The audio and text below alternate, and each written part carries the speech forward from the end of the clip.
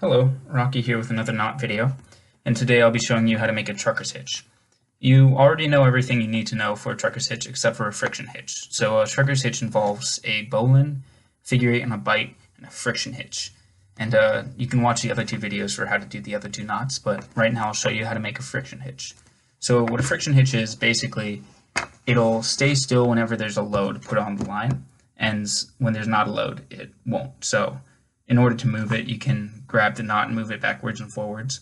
And when you grab it, you take the load off the line so it can then move. And then when you let go of it, the load will be put back on the line and it will no longer move. And so this is very useful when adjusting the tightness of the rope in a trucker's hitch. So you can make it tauter or less taut just by adjusting the knot.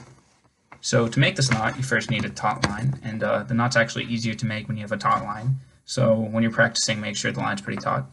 When you're practicing, also use a thinner rope. So it's actually easier to make these on thinner rope. And the line you'll be using for your tents will be a very thin dynamic rope, so you should be fine. So imagine this is the taut rope, and this is the leading end of the line.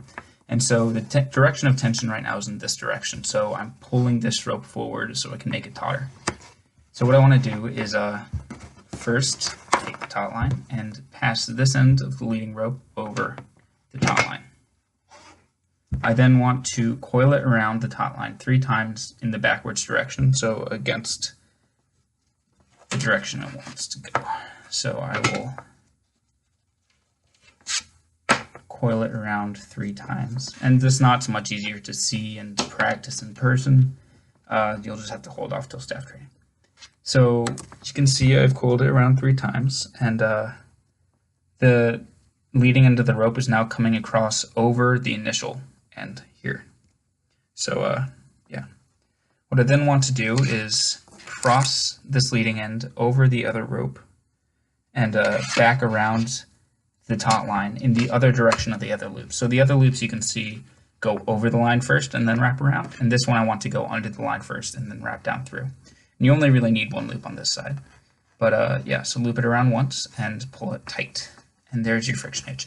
You can tell you've done it correctly because these 2 lines come in together and then split off in their respective loops.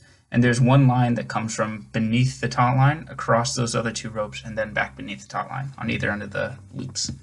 So when all of this is under a load, and ideally with a thinner rope, this will resist movement in this direction, but you can still move it fairly easily just by sliding it along like this. So there is your friction hitch. It's called a Swabish hitch if you want to look it up. So on to the main trucker's hitch. When making a trucker's hitch, we'll need 2 trees, symbolized by these 2 bars, that you'll make a taut line between for your target. So the first thing to do is tie a bowline on one of the trees, so I'm just going to use this. Again, you all should know how to make a bowline. It's in one of the videos. So there you go, that's just a bowline. And so then what you want to do is wrap the other end around the tree and pull it in this direction. And so this is actually how you'll make the line taut, by pulling this end of the rope. But you're not going to be pulling it in this direction. You're going to instead pull it in this direction. Because the ropes are dynamic, they will stretch a good bit, which is why you need to do this. So about 2/3 of the way over, you'll want to tie a figure 8 and a bite, just in the middle of this taut rope. You can also use a overhand on a bite, basically anything to make a loop that you'll be able to untie later. I've just found that figure 8s are easier to untie. You'll then take the other end of your rope and feed it through the loop you made. Now this is a static rope, so it's not going to stretch nearly as much as your tarp ropes will, but keep in mind that the ropes will stretch a good bit. So what you'll then want to do is pull this as tight as you can in this direction. And you'll want to wrap it this end around the tree again and get your whole crew pulling on the rope to make it as taut as possible. I'm not going to pull it very tight because this table is going to move, but you want to make it as taut as possible. So what you have going right now is you have a bowline on this side, the taut line coming, making a loop right here, going around the tree once, the leading end then coming through the loop again, going around the tree again, and back over here.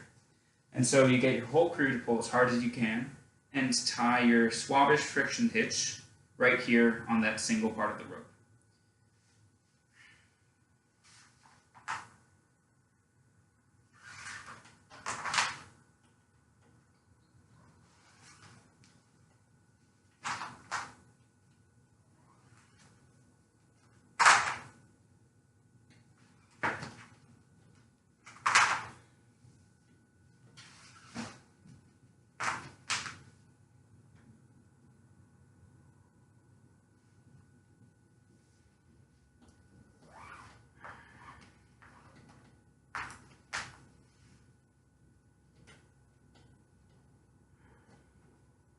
So there's my friction hitch.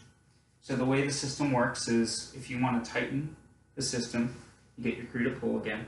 They should be pulling this line attached to the friction hitch to make the line taut, and then you grab the friction hitch and slide it up to notch more taut.